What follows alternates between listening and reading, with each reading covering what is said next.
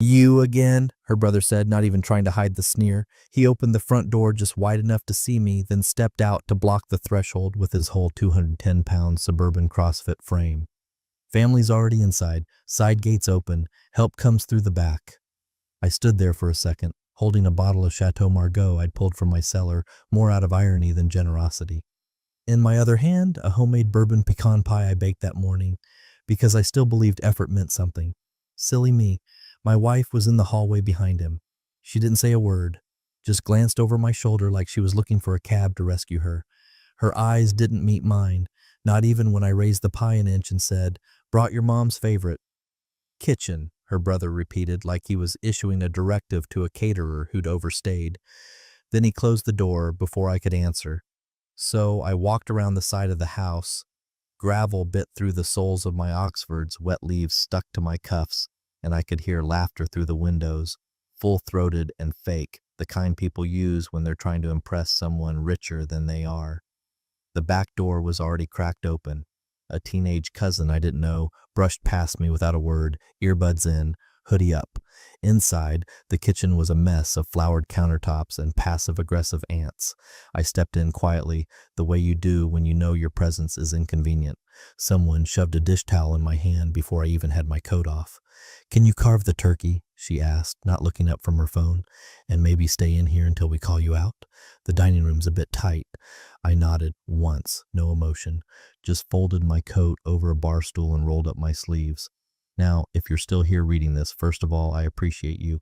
Over 97% of people scroll or lurk without ever subscribing, but if you're one of the few who actually taps that button, it means more than you know. Keeps this whole thing going. Anyway, back to the bird. The turkey was dry, overcooked by someone who'd spent more time on centerpiece decor than temperature probes. I carved it like I've done every year. Quietly, perfectly, clean diagonal slices the way my grandfather taught me in a farmhouse kitchen in Indiana before any of these people learned to pronounce sommelier. They didn't even wait until I finished before ferrying the meat out to the dining room, stacked on mismatched platters. The last of the dark meat disappeared into the echo of closing doors. I was left standing in the kitchen, my hands still greasy, my wine unopened, my pie untouched. I found a stool near the sink, sat on it. My thighs didn't fit under the counter and the back leg wobbled. I opened a kitchen drawer and found a paper plate, piled it with scraps. Skin, a wing, some stuffing with a fingerprint in it. No gravy left, no cranberry. They'd taken the good china and left the rest. From the other room, I heard someone say, "Isn't he in tech or something?" A second voice, my wife's, light and dismissive. "Something with computers. Not sure. He likes it, I guess."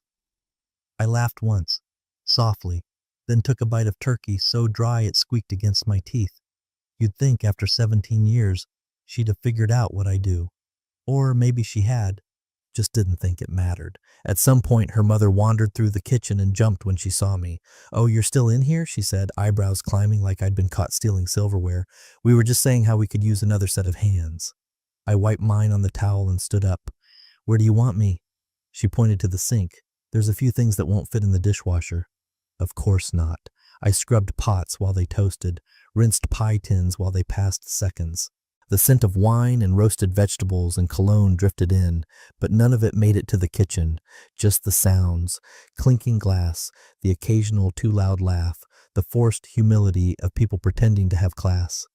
She came in halfway through dessert. My wife, holding a half-eaten slice of store-bought pumpkin pie on a dessert plate I recognized from our wedding registry. "Sorry," she said, not sounding sorry. "It's just family in there, you understand." I turned to her. "Of course. Wouldn't want to disturb the ambiance." She blinked, then, sensing sarcasm, added, "We can save you some, though." I motioned to the scraps on my plate. "No need, I'm full on gratitude." She didn't laugh, just nodded like she was dealing with a sulking child, and backed out of the kitchen like she couldn't wait to be away from the smell of detergent and burned carrots. So I stood there, alone, hands pruned from dishwater, my wine unopened, pie untouched, and everyone I was related to by marriage forgetting that I ever existed.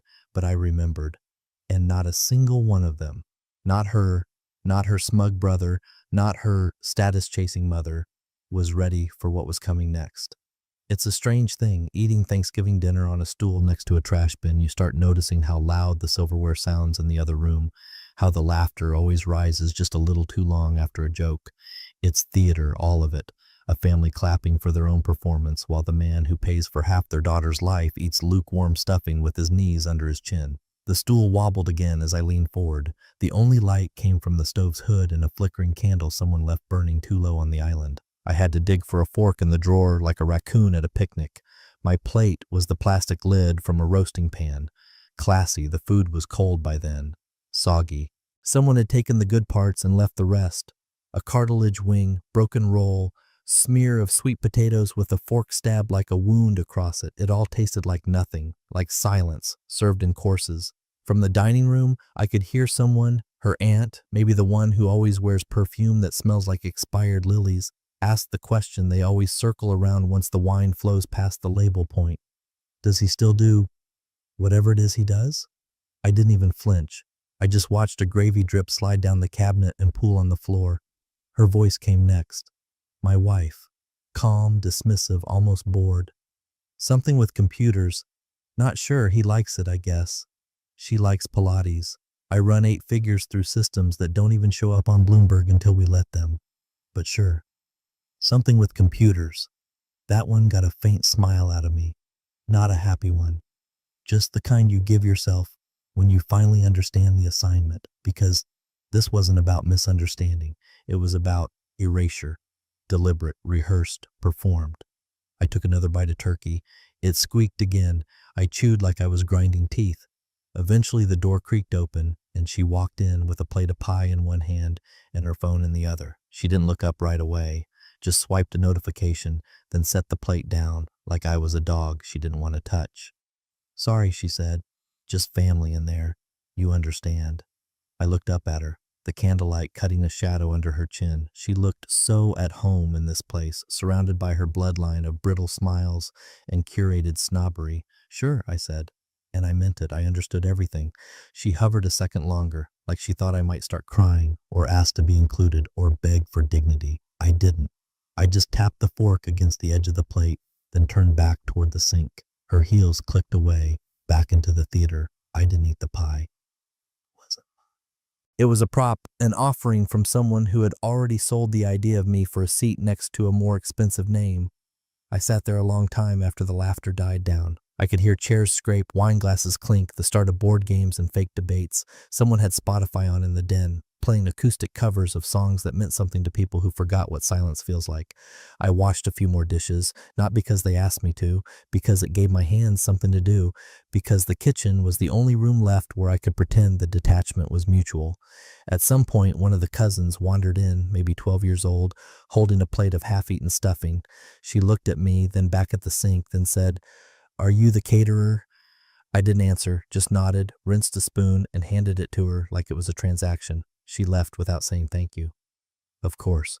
By the time the fireplace flickered off and someone started making coffee, I started counting how many people in that house had asked me a real question in the past 3 years. Not small talk, not weather, a real question. Something that suggested curiosity, humanity. 0. They didn't see me, not as a person, not as a threat, not as someone whose hands had held more wealth in silence than they'd ever seen in noise. And that was their first mistake, because men like me, we don't shout, we watch. And what I saw that night, that was enough. The sound of tires on gravel caught everyone's attention like a dinner bell at a correctional facility. Conversations in the dining room froze mid-sentence. A fork clinked against porcelain and someone hissed, "He's here." I peeked out the kitchen window, still holding a soapy casserole dish, and saw it, sleek black, low to the ground, an S-Class Maybach, one of the new ones, the kind of car that doesn't hum, it announces. The doors opened with a hiss like the air had to part for him. Mr. Carlton had arrived. Of course, they didn't call him that. They called him Doug, like they were old tennis buddies, though most of them hadn't known his name 6 months ago before he made that 8-figure exit and landed on the cover of Forbes under the headline, "The Quiet King of Freight." He stepped out, all tailored navy wool and leather gloves, hair like a politician's, smile like a bullet. My wife's brother sprinted to the door like a valet. Her father straightened his belt and walked outside as if this had all been orchestrated by fate instead of a desperate group chat 3 weeks ago titled, "To Giving, Big Guest Confirmed." I didn't move, just turned the water down and kept washing. I could hear them through the open window. Doug, it's really an honor. Thank you so much for coming. Hope the drive was smooth. Did you find the place okay? I didn't hear his answer, but I didn't need to. Inside, the house snapped into a different atmosphere. Voices got tighter, laughter more brittle. Suddenly, everyone was standing a little straighter, like posture could buy status. The playlist shifted to something jazzier. Someone adjusted the thermostat. I watched one of the cousins Google freight logistics on her phone, probably trying to memorize just enough to fake a conversation about supply chains. In the kitchen, nothing changed. No one thought to bring me out. No one thought he should meet Doug, because to them I was the knife behind the turkey, the towel on the counter, the man-shaped shadow that hauled in groceries and paid the tax bill on time. And that was fine. Because in that moment, I realized something. Carlton didn't come here for turkey. He came because someone invited him. And that someone wasn't my wife or her brother or her sycophant uncle who tried to impress investors by quoting Warren Buffett wrong. I finished rinsing the pan and turned it upside down to dry. Every movement deliberate, calm, like a man stacking dominoes, not tipping them over. Yet. I could hear them now in the foyer, giving Carlton the grand tour like they'd rehearsed it. That's an original piece. We got it from this gallery in Santa Fe. Oh, and this mirror? Restoration hardware, but no one can tell. My wife's voice floated above the rest, practiced and polished. She was laughing like she meant it, using that breathy tone she saves for people with connections, probably guiding him toward the dining room, where someone had, no doubt, rearranged the seating chart to put him at the head. I dried my hands and leaned against the counter. Funny thing, I'd never actually met Carlton in person. We'd spoken dozens of times, of course, on encrypted lines, over secure emails, through intermediaries. I reviewed his company's pre-sale audit, advised on his exit package. Ghost wrote half his talking points for his Bloomberg interview under a consulting alias buried under 3 LLCs. But in this house, I was the husband. Not that husband, just the husband. I heard footsteps approach the kitchen. It was her brother again, out of breath and flushed with importance. Hey, he said, not looking at me directly. You good in here? Just keep this area clear, okay? We've got a VIP. I smiled at him. Oh, I know. He left before I could elaborate. Not that he would have listened. In the background, Carlton's voice grew louder, closer. I didn't flinch. I didn't fix my collar or slick my hair or stand up straighter, because I wasn't waiting for him. I was waiting for the moment, the one that would split the entire dynamic of that house down the middle like a fault line. And I could feel it building. The pressure, the ignorance, the tiny crucial mistake they were all about to make. They thought the powerful man had just arrived. They didn't realize the other one was already washing their dishes. The hallway was empty except for the faint hum of the HVAC and the glow of low-wattage sconces pretending to be classy. I was wiping down the marble counter, well, marble, if we're grading on aspiration, when I heard the soft murmur of a voice behind the pantry wall, deep, controlled, not one of them. Carlton. I kept cleaning. Not because I had anything left to clean, everything in the kitchen was already spotless except the people, but because timing, like wealth, is best used with precision. He came around the corner, still finishing a call. The Bluetooth earpiece blinked once, then went dark. His gait was smooth, expensive.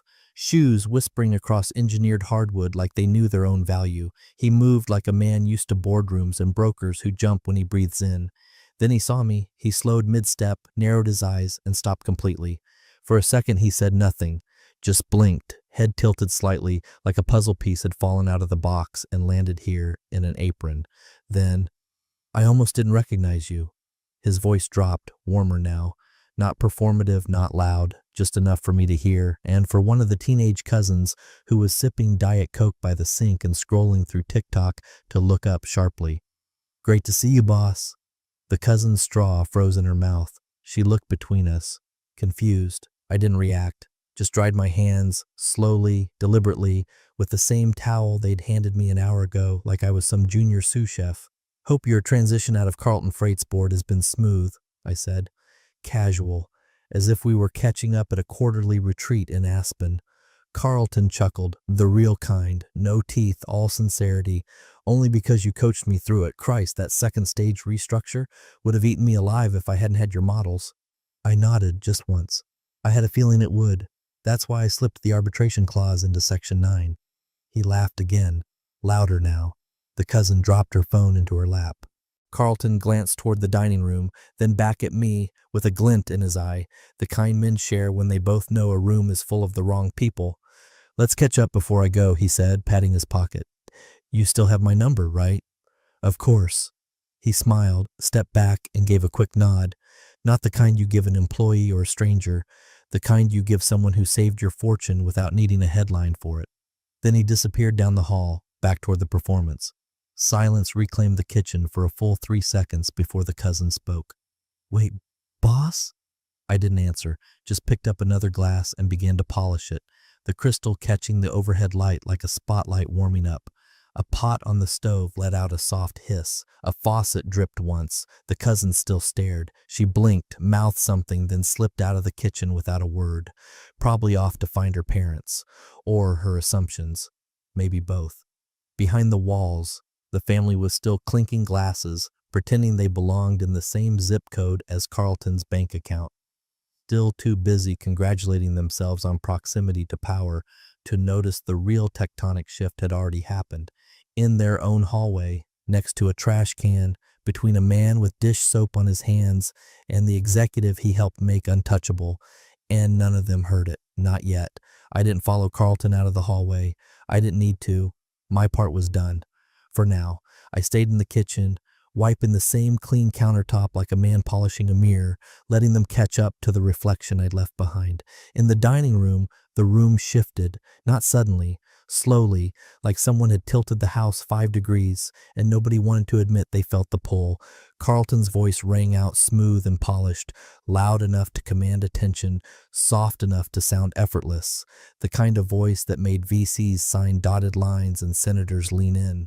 So glad to see him here tonight, he said, swirling wine like it owed him money.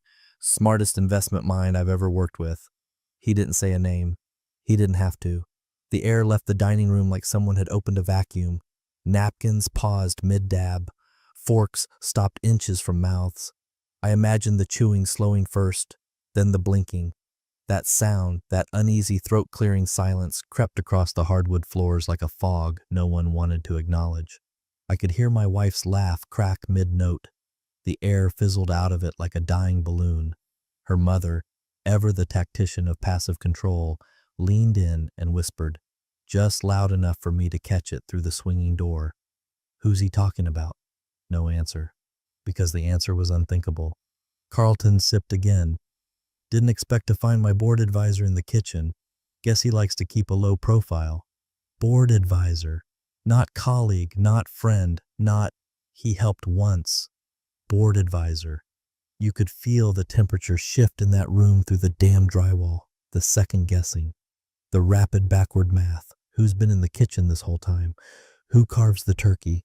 Who parked in the driveway without being greeted? My wife's father tried to patch the silence with an artificial chuckle. Oh, you must mean, yes, well, we've always known he was clever. Never says much, our guy. Keeps to himself. Carlton didn't respond. He didn't need to. The words had already detonated, and like any good strategist, he let the smoke hang. I heard a fork clatter. Someone knocked over a glass. The aunt with the perfume muttered, "Wait, isn't he the one who came in through the side door?" Carlton must have raised a brow, because the room fell even quieter. You don't tell men like him that someone they respect was treated like a dishwasher. You don't remind them that your social hierarchy just failed a stress test in real time. Thought he was in computers, my wife said. Flat. Off-key. Not even pretending to know anymore. Sure, Carlton replied, voice like velvet draped over a blade. And I guess I'm just into trucks. Someone laughed nervously. Then no one else did. The tension didn't explode. It imploded. A reverse detonation of egos collapsing under their own assumed weight. I didn't need to look. I could feel their faces, pale and drawn and blinking like hostages in a suddenly lit room. This was a family that curated everything. Thanksgiving was a press event for them. The guest list, the wine pairings, the monogrammed place cards, each detail an audition for status. And somehow, in all their effort, they'd stepped right over the man whose signature had moved more money that year than their combined 401ks could dream of. A man they asked to use the back door. A man they handed a dish towel. I picked up a new glass from the drying rack and polished it absently, just in case someone wandered in here and needed something clean to drink from. Not that any of them would know what clean looked like now. The power structure had shifted, not with a scream, not with a fist, but with a few well-placed words and the realization that all their smug, orchestrated superiority was built on ignorance. And Carlton hadn't even finished his wine yet. The kitchen door swung open like it suddenly remembered I existed. It was her father this time, face stretched into the kind of smile you wear at a client funeral. Formal, tight, all teeth, no warmth. He walked in like he'd just discovered a long-lost relative he forgot to invite. Arms half spread, the air thick with performative hospitality. "There you are," he said, like I'd wandered off and gotten lost in the linen closet. "We were just about to come get you to join us at the table." I didn't even look up from the glass I was drying. I just said, "No need, I'm comfortable here." His smile twitched, not enough to die, but enough to bleed. From behind him came another voice, deeper, smoother, carved out of boardrooms and back-channel handshakes. "Actually," Carlton said, stepping into the kitchen with the effortless gravity of someone who's never had to ask for attention, "I prefer to eat where he is, hope you don't mind." The room behind him froze.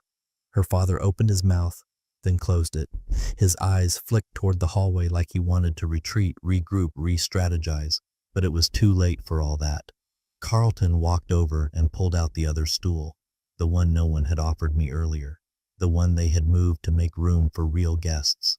He dusted it off needlessly and sat down next to me like we were in some quiet club no one else had been invited to. The silence from the dining room thickened. Forks stopped moving. Conversations died mid-word. Carlton looked at the bottle of unopened wine next to the sink, the one I brought, and smiled. "Is that a 95 Margot?" "It is," I said, finally meeting his gaze. "Thought I'd save it for someone who'd appreciate it." He laughed, rich and low. "You always did know timing." I grabbed 2 glasses, crystal, of course. The good kind. The kind her mother kept hidden under the cabinet marked entertaining only, and poured carefully, evenly, like it was any other Thursday. Her father was still standing there, unsure whether to pull up a third stool or throw himself down the garbage disposal. "Sit," Carlton offered, but it wasn't an invitation. It was a reminder, a polite way of saying you've already been dismissed. Her father cleared his throat and stepped back. "Of course. Let us know if you need anything." I nodded once. "Will do." And just like that, he was gone. Carlton took a sip, closed his eyes for a beat, and let out a low whistle. "Still got that magic palate." I smiled faintly. "Still got the right clients." We clinked glasses. Quiet, not showy. 2 men who knew what it meant to move weight without noise. Behind the swinging door, the energy had shifted completely. The dining room, the carefully curated set piece of family pride, had lost its axis. You could feel them recalibrating, trying to pretend nothing had changed while also understanding everything had, because the man who was handed a dish towel now sat in the heart of their home, sipping Bordeaux with the only person who mattered, and not just sipping, conversing. Carlton leaned in. "How's the Luxembourg fund tracking? You pull the lever yet?" "Just about. Waiting on the Singapore leg to lock. After that, full throttle." Smart, quiet, classic you. We didn't talk loudly. We didn't have to. The volume of power isn't measured in decibels. It's measured in awareness. And they were aware now. Every one of them. The same people who had barely acknowledged me on the way in were now pretending not to listen from the other room, pretending not to peek in through the cracked door or send glances across the table like children who'd just realized the substitute teacher ran the school district. Carlton swirled his glass, looked toward the hallway, then back at me. "You sure you're okay out here?" I took another sip. Let the flavor settle. Let the moment breathe. "Perfect view," I said. And I meant it. Because for the first time all evening, I wasn't looking up from a stool. I was watching from a throne. One they hadn't even realized existed until it was already occupied. By the man they made enter through the back door. The shift was slow. Embarrassment, like rot, creeps in at the edges before it collapses the whole foundation. At first, it was just longer than usual silences in the dining room, stuttered laughs, eyes darting toward the kitchen like it was suddenly emitting radioactive relevance. Then the re-entries began, casual, staged, too late. She came in first. My wife. Blouse still perfect, posture still upright, but her smile cracked at the edges. A practiced smile, one that had worked at fundraisers and wine tastings, but here, in this kitchen, it looked like she was trying to charm her way past customs. "You never told me you worked with Carlton Freight," she said, chin lifted like she was asking about weather, not legacy. I looked at her for a long moment, then smiled, faint and cool. "You never asked." A pause, a flicker in her eyes, something between confusion and dawning regret. She opened her mouth, closed it, then shifted to a different tone. "Well, I mean, I just figured you were busy with your, computer stuff." Carlton raised an eyebrow, halfway through a bite of pie. Computer stuff? That was her cue to fall quiet. Her brother was next. He stepped into the doorway like he'd been shoved forward by a group too cowardly to go themselves. His tone was all nervous bravado now, the kind that wilts under scrutiny.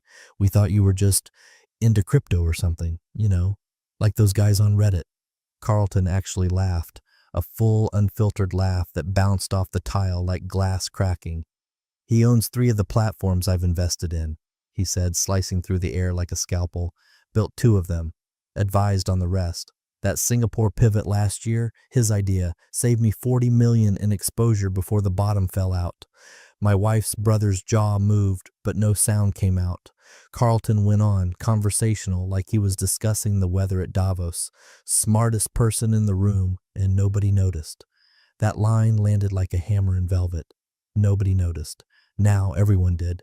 The kitchen, once the servants' corner, had become the command center, and the dining room, a waiting room for the uninformed. Her aunt slipped in next, makeup flawless, nerves rattled. "So, you 2 go way back?" Carlton nodded. "Few years now. Met through a fund consolidation project. I was trying to untangle a leveraged buyout. He sorted it in 2 days. Took me 6 months to realize how much he saved me." Her mother followed, clutching a dessert plate she clearly didn't want. She tried to summon warmth. "Well, it's lovely to finally see you 2 catching up. We always knew you were doing something interesting." "No, you didn't," I said, sipping slowly.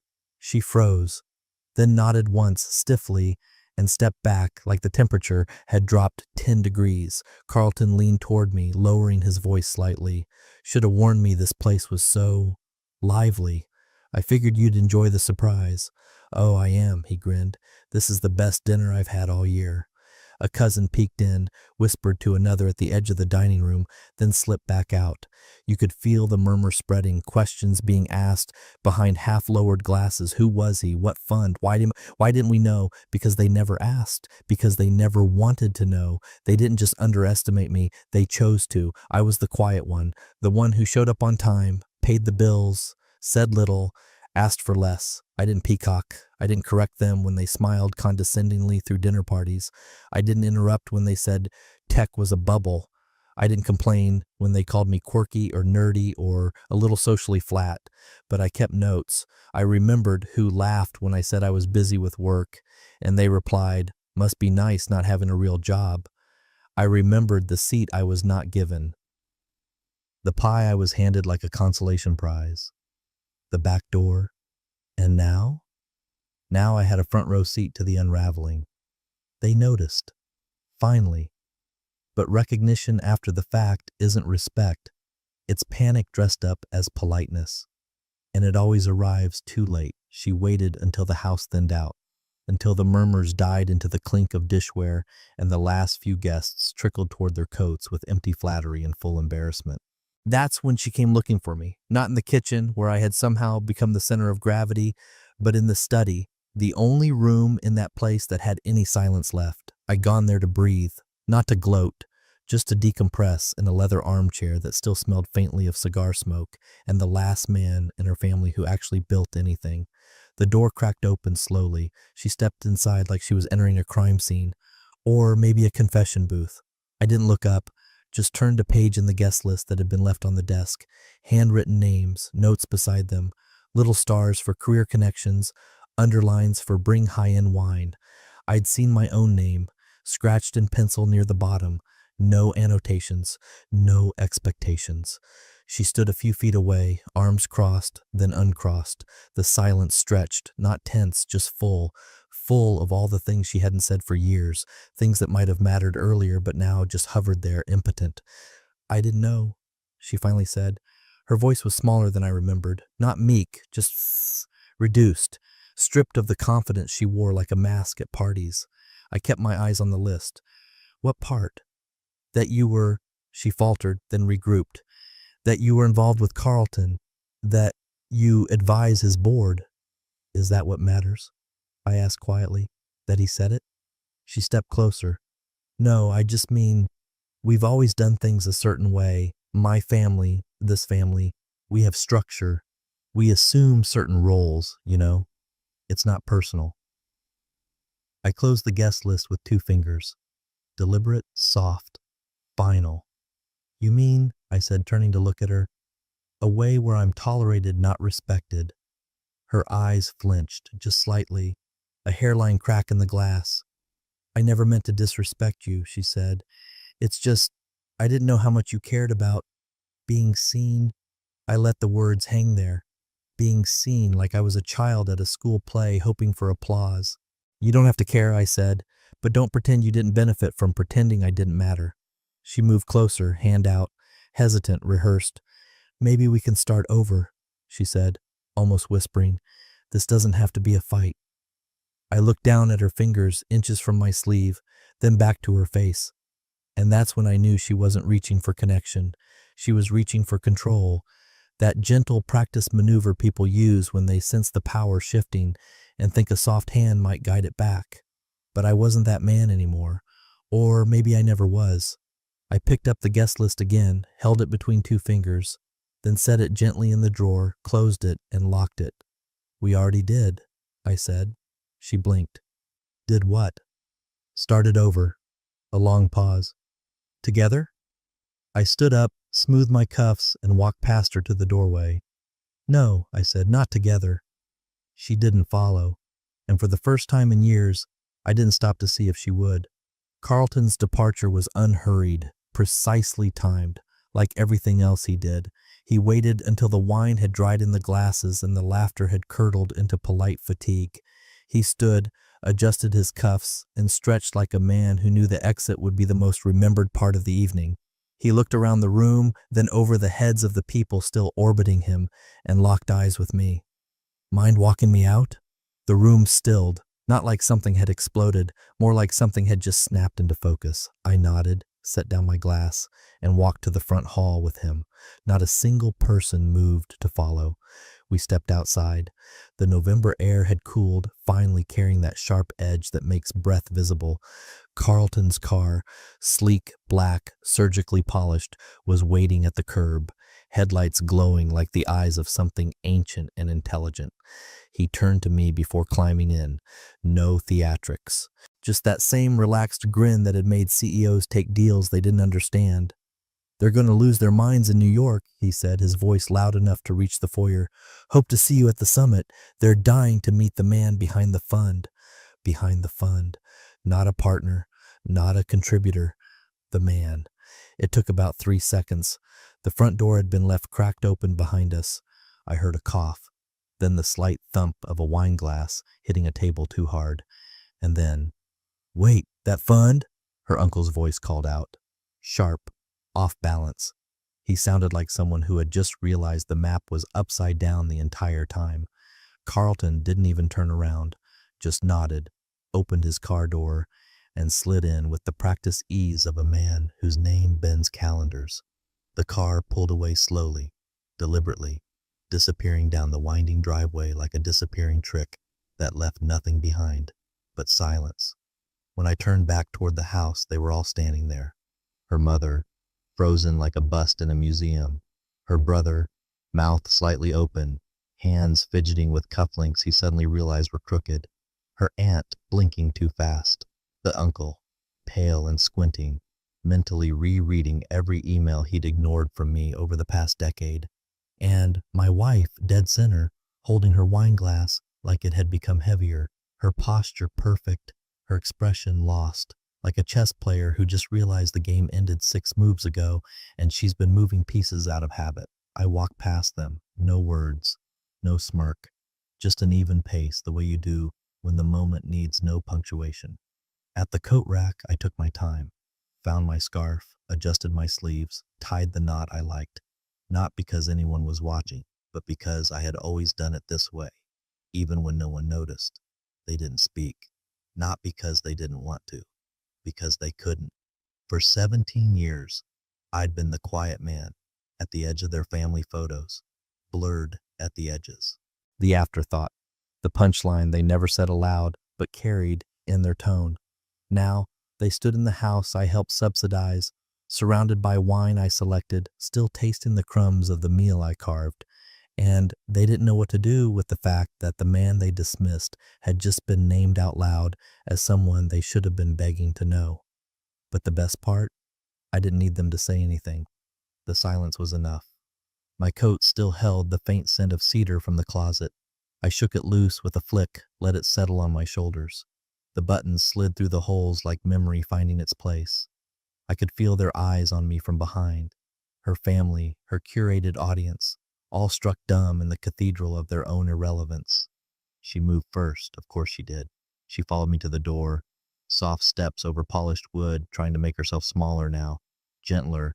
But grace doesn't work retroactively. It doesn't erase the side gate, the dish towel, the silence. I didn't mean for today to be like this, she said quietly, her voice thick with something too late to be called regret and too practiced to be called honest. I paused at the door, hand resting on the brass handle. Polished, heavy, the same one they kept bolted when I arrived. Neither did I said. Simple. No heat, just a truth unwrapped of emotion. She hesitated, shifting her weight like maybe she'd throw her arms around me in some last-ditch romantic rewrite. But even she knew better. That part of the story had already been edited out. "Can we talk tomorrow?" she asked, almost like she was asking for mercy. I turned slightly, just enough for her to see my face. "I don't do back doors anymore." I opened the front door. Cool air rushed in. The real kind. Not the filtered candle-scented kind they pumped through their house to hide the staleness. This air had bite, honesty, movement. Behind me, I heard nothing. Not a protest, not a plea, not a question. Because deep down, she knew.